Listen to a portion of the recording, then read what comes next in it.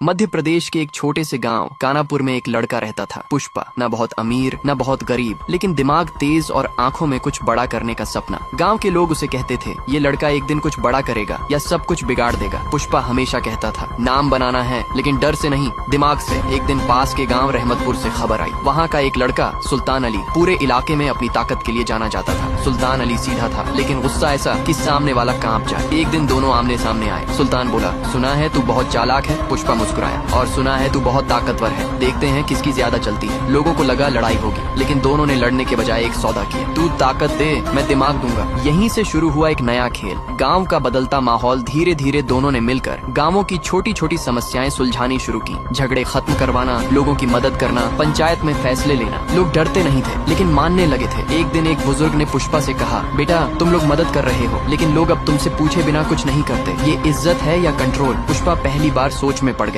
Rocky भाई की entry. उसी रात गांव में एक बड़ी गाड़ी आई, उससे उतरा एक आदमी, रॉकी भाई। उसकी आंखों में शांति थी, लेकिन अंदर तूफान। रॉकी ने सीधे पुष्पा से कहा, तुम दोनों खेल अच्छा खेल रहे हो, लेकिन ये रास्ता कहाँ जा रहा है पता है? पुष्पा बोला, हम गलत नहीं कर रहे। रॉकी हल्का सा हंसा, गलत और सही ये शुरुआत में नहीं दिखता। अगले दिन पुष्पा और सुल्तान अली ने फैसला लिया, वो गाँव वालों को खुद फैसले लेने देंगे, ना कंट्रोल ना दबाव, बस साथ। लोगों ने पहली बार उन्हें नेता नहीं, अपना आदमी माना। असल ताकत डर में नहीं होती, बल्कि उस भरोसे में होती है जहाँ लोग खुद तुम्हारे साथ खड़े हो जाएं। गांव में सब कुछ बदल चुका था। अब फैसले पंचायत में होते थे और लोग अपने दम पर खड़े होने लगे थे, लेकिन सबको लग रहा था कि कहानी खत्म हो गई है। असली खेल तो अब शुरू हुआ था। रॉकी भाई की वापसी। एक महीने बाद फिर वही लाल गाड़ी गांव के बाहर रुकी। इस बार रॉकी भाई अकेला नहीं था, उसके साथ कुछ लोग थे और उनके पास कागज थे। रॉकी ने पंचायत में आकर कहा, मैं यहाँ लेने आया हूँ ये जमीन। पूरा गाँव चौंक गया। रॉकी ने कागज सामने रखे और बोला, ये जमीन पहले से ही शहर के लोगों के नाम हो चुकी है, मैं सिर्फ उनका काम पूरा करने आया हूँ। पुष्पा ने कागज उठाया, ध्यान से देखा, सब कुछ सही लग रहा था। सुल्तान अली का गुस्सा। सुल्तान अली गुस्से में आ गया, कोई भी आए हमारी जमीन नहीं ले सकता। रॉकी शांत था, ताकत से लड़ोगे तो हार जाओगे, दिमाग से खेलोगे तो शायद बच जाओ। पुष्पा का दिमाग चलता है। उस रात पुष्पा अकेला बैठा सोच रहा था। फिर उसे एक बात याद आई, कागज सही है लेकिन कहानी अधूरी है। अगले दिन पंचायत में पुष्पा ने सबके सामने कहा, ये जमीन बिक ही नहीं सकती। सब हैरान रह गए। पुष्पा बोला, क्योंकि ये जमीन किसी एक की नहीं है, ये तो पूरे गाँव के नाम पर रजिस्टर है। रॉकी पहली बार चुप हो गया। असली खेल समझ आता है। पुष्पा ने रॉकी की आंखों में देखते हुए कहा, तुम यहाँ लेने नहीं, जांचने आए थे। रॉकी हल्का सा मुस्कुराया, अब समझ आया, तू सिर्फ खिलाड़ी नहीं दिमाग है। रॉकी भाई और बोला, मैं शहर वालों के लिए नहीं काम करता, मैं ऐसे लोगों को ढूंढता हूँ जो बिना डर के खड़े रहें। फिर उसने कहा, अब असली खेल गांव से बाहर होगा। सुल्तान अली मुस्कुराया। पुष्पा ने मिट्टी उठाई और हवा में उड़ा दी। गांव बचाना आसान था, अब बारी है दुनिया को समझाने की कि असली ताकत कहाँ है।